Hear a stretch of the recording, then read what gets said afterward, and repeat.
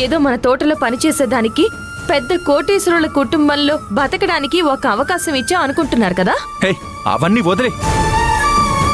పెళ్లి జరిగి first time నువ్వు ఈ గదిలోకి వచ్చినప్పుడు నీకేం చెప్పాను? చెప్పు, ఏం చెప్పానో చెప్పు. నువ్వు నీకిష్టం వచ్చినట్టుండు, నేను నిన్ను డిస్టర్బ్ చేయనని చెప్పాను కదా. నీ విషయంలో నేను తలదూర్చను, నా విషయంలో నువ్వు తలదూర్చొద్దని చెప్పానా లేదా? ఇప్పటి వరకు నీ విషయంలో నేను తలదూర్చానా? తలదూర్చానా? నేను నా లిమిట్ ని దాటానా? లేదు కదా. హే, మరి నువ్వెందుకు నా పర్సనల్ విషయాల్లో దూరుతున్నావు? ఎందుకు నీ లిమిట్స్ ని నువ్వు క్రాస్ చేస్తున్నావు? మీకు మీ సమస్య ముఖ్యం సార్. మీ సంతోషం కోసం మీరు ఏమైనా చేస్తారు. మిగతా వాళ్ళు ఏమైపోయినా మీకు బాధ లేదు కదా? అవును, నాకు బాధ లేదు. నా ఎమోషన్స్ కి ఇక్కడ ఎవరు విలువ ఇవ్వరు.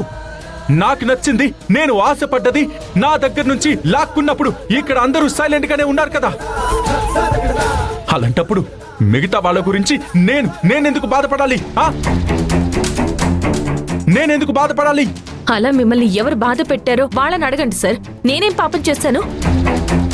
నేను ఏ విధంగా మీ జీవితంలో తలదూర్చాను చెప్పండి. ఎందుకు ఏ పాపం తెలియని నా జీవితాన్ని నాశనం చేశారు?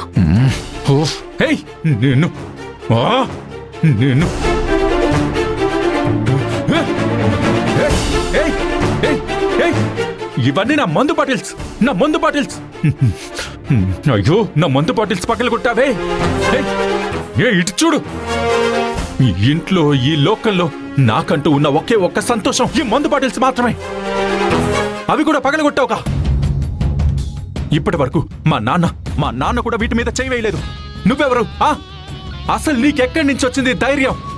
నీకే రైట్స్ ఉన్నాయి? ఇలా చేయడానికి ఏం రైట్స్ ఉన్నాయి?